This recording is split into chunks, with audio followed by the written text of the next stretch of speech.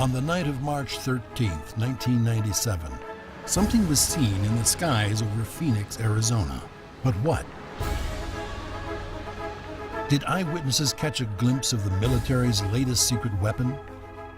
Or are UFOs to blame for these strange sightings?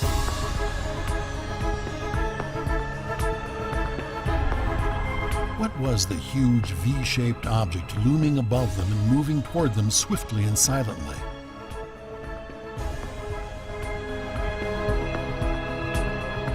Was it the Hale-Bopp comet everyone was talking about? Or was there something else, something much closer and far more frightening? Was this an alien spaceship? Or is the U.S. military somehow responsible for these unexplained sightings? Could this be the most dramatic UFO sighting in modern history? Did the government accidentally give the world a peek at its latest aeronautical wizardry? Trying to break through the veil of secrecy and obscuration that has surrounded this event has proven to be a tough job, but it brings up a question that keeps recurring.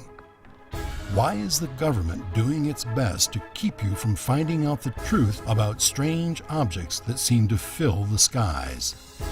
On the night of March 13, 1997, a V-shaped line of lights that some witnesses claim were attached to an object of truly gigantic proportions invaded the skies over Phoenix, Arizona. From that day to this, the official explanation to hundreds of eyewitness accounts has been silence, ridicule, or good old-fashioned government stonewalling. Nevertheless, we'll attempt to illuminate the mystery behind this astonishing story in just a moment.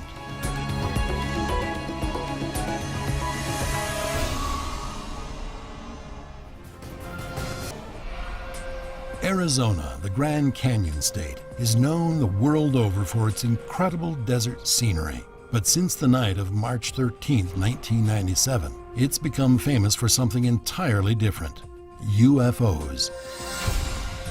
Strange lights were spotted that night in Nevada, Arizona, and even New Mexico. But the most dramatic sightings were concentrated in the Phoenix area, where amber-colored lights and a huge V-shaped craft hovered over the city as hundreds of people looked on. Concerned residents put in calls to every government official they could think of in search of an explanation. At the time of the Phoenix Lights incident, I was on the Phoenix City Council. I had no idea anything unusual had taken place until I met a reporter who asked me what had happened and if anybody was investigating. I was on my way into a televised Phoenix City Council meeting, and I told her I would ask about it. Nobody is doing any investigation on it, and I'd just like to know if anybody has any information from the city and if the city is checking into it. Apparently, when I asked my fellow council members if anything was being done to investigate the matter, all I got was silence. It was as if I hadn't asked the question at all. They just ignored me and moved on to the next councilman. People are starting to ask more questions. Thanks. Thank you. Councilman Siebert. I was just going to give the number. But this was obviously different.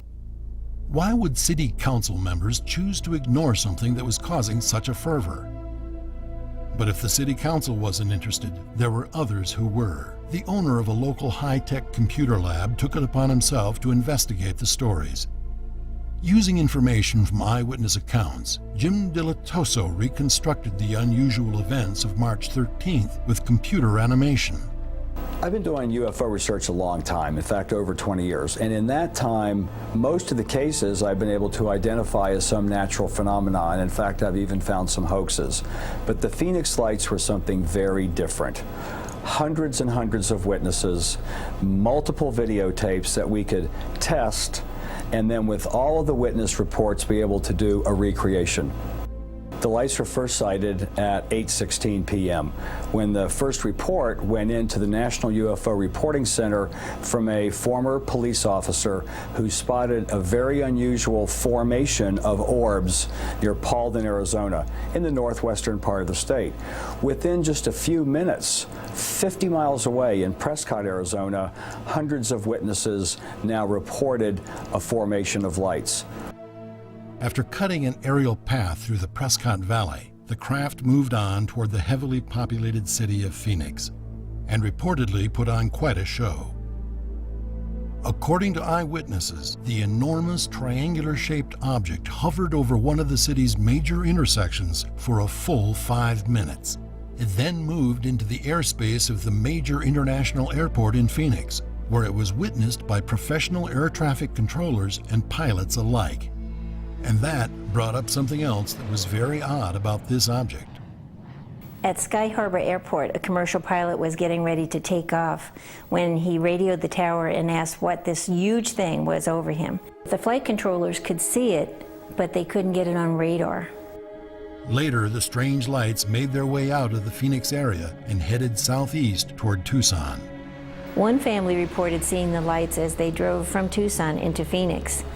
The object above them was so large that it took a full 2 minutes for them to drive underneath, and that was at a freeway speed of between 65 and 75 miles per hour. I personally interviewed over 300 witnesses. Now, these witnesses are professional, reliable people, doctors, lawyers, and ordinary citizens. Not the kind of people looking for 15 minutes of fame, but people who wanted to know what this was. So first I find out what it isn't, airplane lights, hail-bop, and then try to determine if it's an advanced military aircraft project or possibly something not from this world.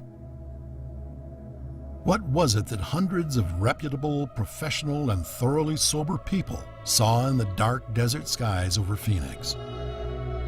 In spite of being scoffed at by city officials, Councilwoman Frances Barwood continued her investigation. But would perseverance lead her to the truth or land her in the middle of a government cover-up? Being stonewalled by the city council only made me more curious, and I decided to dig deeper.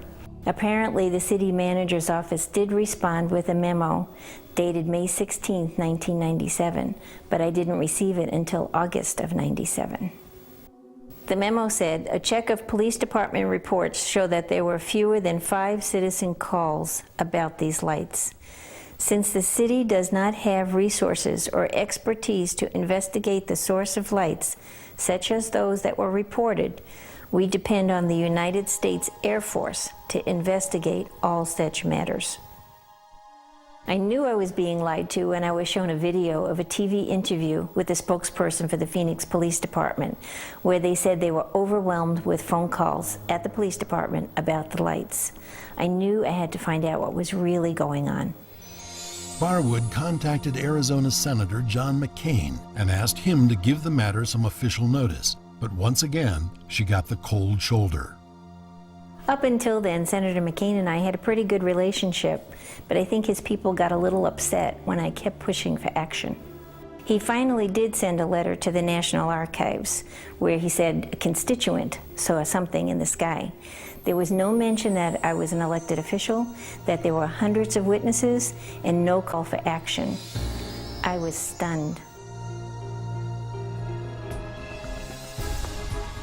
Why did government officials at every level refuse to get involved in an investigation of the Phoenix lights?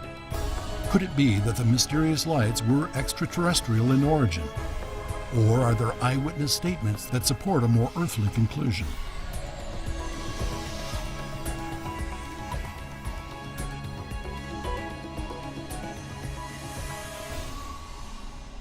There were witnesses who did see planes in the sky over Phoenix on March 13th, 1997, maybe military, maybe not.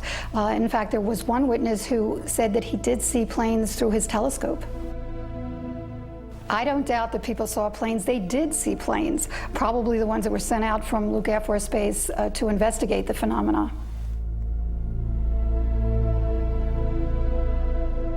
We talked to witnesses who were close on the ground by the runway, who saw these jets scrambling, taking off, afterburners going, pursuing the orbs that were up above the Air Force Base. Is that the answer? Can the Phoenix Lights be attributed to a group of military aircraft, possibly F-15s or F-16s from the nearby Luke Air Force Base? We have a report that the U.S. military was placed on a defense condition alert that night, a DEFCON 3, in response possibly to the events over Phoenix. Based on the testimony of a key eyewitness, military jets were in the air that night. But some investigators say it wasn't just for a routine training mission. They were, in fact, out to intercept a huge UFO. Here at the National UFO Reporting Center in Seattle, we took dozens of calls that night about the strange lights over Phoenix. One of the later reports came from a gentleman who was a truck driver hauling a load of freight in the vicinity of Luke Air Force Base. The truck driver watched the lights for 20 minutes as he made his way towards the outskirts of Phoenix. When he stopped to make his drop-off, he could clearly see two orbs of light shaped like hot air balloons. They were only a couple of miles away from him near the runway at Luke Air Force Base. At that moment, he saw three jets take off on full afterburner. As they passed directly overhead, they banked sharply and appeared to fly directly towards one of the two objects in the night sky above Phoenix. The truck driver's report was verified by several witnesses. One woman that I spoke to, who lives right near the Air Force Base, said she saw 3 or 4 jets being scrambled that night, and she had never seen that before. Another witness saw a giant triangular-shaped object hovering near a small commuter airport in northwest Phoenix. He, too, saw military jets approaching the unidentified object. One of the jets flew up under the craft and had to veer away at the last moment to avoid a mid-air collision. One of the more dramatic calls we took that night was from a gentleman who identified himself as an airman at Luke Air Force Base who had actually been on the tarmac that night.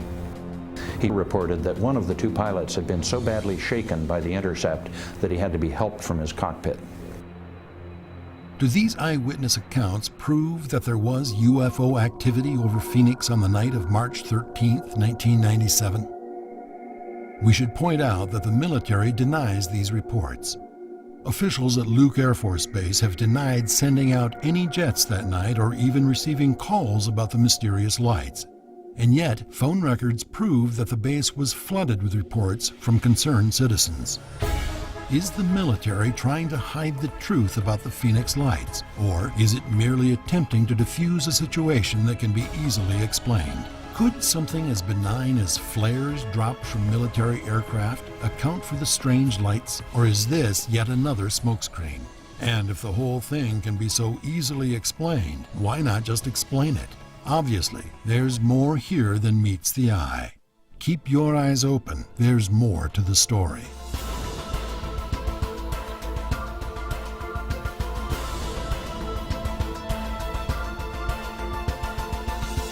On March 13, 1997, a flurry of UFO activity was reported in 3 western states, with the most significant sightings concentrated in and around the Phoenix, Arizona area. Despite the persistence of investigators in the days following these strange events, personnel at Luke Air Force Base denied that there were any military aircraft in the area that night. But their story would soon change. On the evening of March 13th, 1997, about 10 o'clock, I was done watching TV and I went outside and I noticed an orange light on the Estrella Mountains further east than I've ever seen it before. I went inside the house, got my video camera, went out and I started to photograph the light. As I was doing so, it disappeared and it reappeared lower to the right. I trained my camera on that light, and as I was doing so, a light further to the right appeared, and from that light, a number of lights started to go on that formed an arc. Several months after the Phoenix Lights event, the military came up with its own explanation for what had happened. They suddenly discovered that they had had a training flight in the air that night over the Barry Goldwater Gunnery Range, located some 40 miles to the southwest of Phoenix. The military asserted that sometime during the evening of March 13th, a group of A-10 aircraft had taken off from Davis-Monthan Air Force Base in Tucson and headed towards Phoenix. As part of this exercise, military flares were launched by the aircraft. The flares are attached to parachutes and they burn very brightly. They are held aloft by the prevailing winds and by the parachutes. According to the military, these flares can be seen from up to 150 miles away. So what they want us to believe is that the flares were the cause of these unusual lights and not any kind of alien craft. Over the years, I have seen flares dropped and I know what they look like. They're smaller, they're dimmer, and they drift. What I photographed were bright orange lights that held a position for 2.5 minutes and did not move. At first glance, the military's explanation seemed plausible. So, members of the local media used amateur video taken on that night to prove the theory. This particular video was shot in the northern part of Phoenix, looking south towards the Estrella Mountains. One of the key issues on the 10 o'clock sighting was the location of the lights. Because they were videotaped from multiple locations, we could take all those videotapes and triangulate it in a computer system and position it on a 3D topographical map. And clearly, to us, the lights are in front of the Estrella mountain range and lower than even the top of the mountains, which means that these can't be flares behind the mountain range 50 miles away. Could it be that the military's explanation for the Phoenix Lights may actually raise more questions than it answers? What was the reason for dropping the flares in the first place? Was it just a training exercise? Or was the military trying to shed some light on the unidentified objects that had been buzzing around Phoenix? This whole thing has been a government cover-up. I know firsthand. When I asked the city council for help, I was laughed at. The governor, he made a joke of everything. And Senator McCain gave me the cold shoulder when I asked him for action. What I want to know is, what is our government afraid of? If they know what it was, they should tell us. If they don't know what it was, they should tell us. Why is this such a big secret? The military probably did the right thing in explaining it the way that they did, because I don't think that the military truly understands what happened. Does the government have something to hide? Recent revelations about a new technology being developed by the U.S. military may explain their involvement in the Phoenix Lights. A number of eyewitnesses to the lights reported that the objects they saw were able to disappear in an instant, especially when they were approached by military jets. But were the jets actually pursuing the UFOs? Or was this some type of test for a new, top-secret government technology? Some of the witnesses that were very close to the object reported that when they looked up at it, they could see in between the lights a structured object, but that they could also see the stars, kind of like looking through water. Well, the idea of daytime stealth, invisibility, has been being researched by Lockheed Martin, and they've come up with something really interesting called an electrochromic polymer. What does that mean? That means that the aircraft has a skin on it that is like little cameras that look out and see the sky and the stars and then project that onto the bottom of the skin, so that when you look up, you would see the stars as if you were looking right through it.